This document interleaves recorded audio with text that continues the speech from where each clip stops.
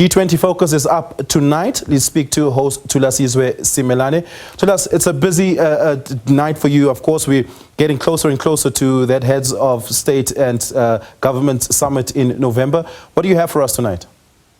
Oliver, we are 33 days and 10 hours away from the G20 Leaders Summit to be held in South Africa from the 22nd to the 23rd of November. And we continue to build up and take apart the various themes that have driven the presidency of South Africa of the G20.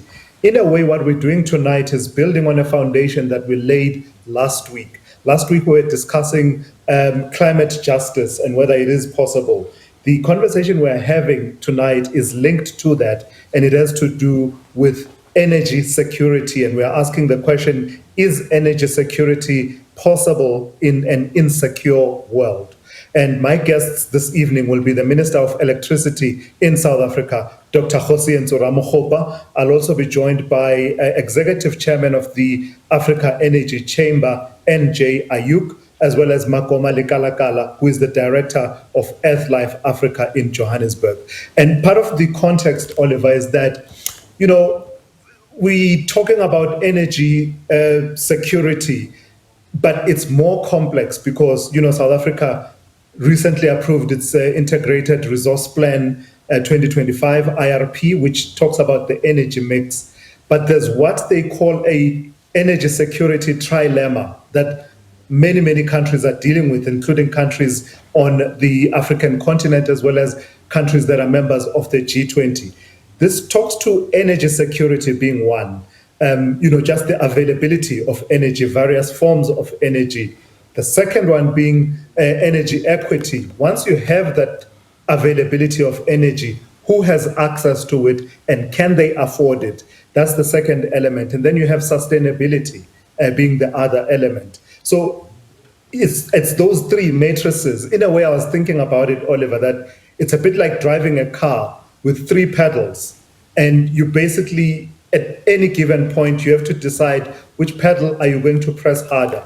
If you're pressing harder on energy security, are you also balancing with sustainability, with the result that, for instance, if you decide that all I care about is energy security, therefore I'm going to press ahead with continuing to be fossil fuel based in terms of my energy sources, then that might be your choice. That might be a choice that you make. But is it sustainable? On the other hand, if you press hard on the sustainability element, what happens to the other pedal that has to do with energy equity? Is it going to be affordable, the electricity that you generate? Because there's no point in having all this electricity and very few people can afford it. We're talking about this in the context of the African continent being particularly challenged by this energy security trilemma, in that the countries that have the least electrification continue to be on the African continent. The world energy bodies like the International Energy Association and the likes tell us that today, at any given point, you're talking about almost 700 million people around the world having no access to electricity.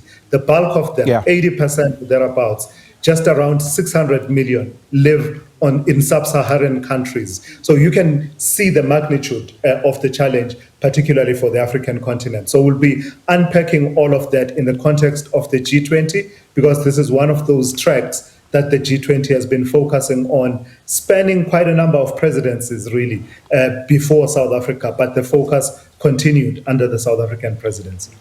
Thulas, I recently read a report by OPEC, and I was able to sit down with their forecasters to get a sense of what energy poverty looks like. And here's an interesting factual for you, and I think this number puts it into perspective. The per capita energy consumption in South Africa for you and I is at around 3,000 kilowatts, just above that, which is about 3 megawatts per person in South Africa.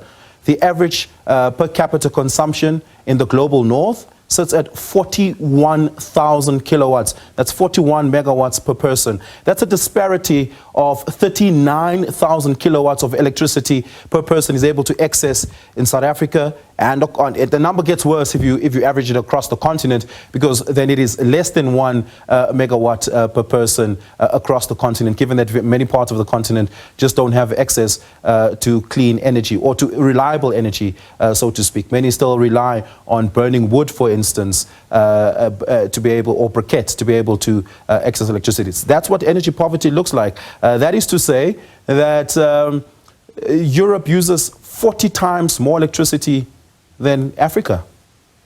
Yep, absolutely. And the results thereof you can see even in the contribution to greenhouse gas emissions. This goes back again to the topic we covered last week, that in terms of contributing to greenhouse gas emissions, the African continent has contributed the least, but it bears the brunt of climate change. And you also talk about that energy picture that you just paint. And we sometimes forget that when we talk energy, we're not just talking electricity. Electricity is but a component of energy. You have countries on the African continent, such as Nigeria, that are major producers of crude oil. But when it comes to electricity, their security situation is rather shaky. They face grid collapses from time to time because the infrastructure element has not been taken care of. And you have countries on the African continent, such as South Sudan, which is ranked as the least electrified country in the world, with electrification rates estimated somewhere between 5 and 8%. So that really is the essence of the conversation. Yeah, and of course, NJ Ayuk will be able to give you a perspective into the exploration efforts in Nigeria to give you a sense of that. Thulas, all the best for tonight. I'll be tuning in. Thank you so much for that. Thulasizwe Simelane bringing you G20 Focus this evening.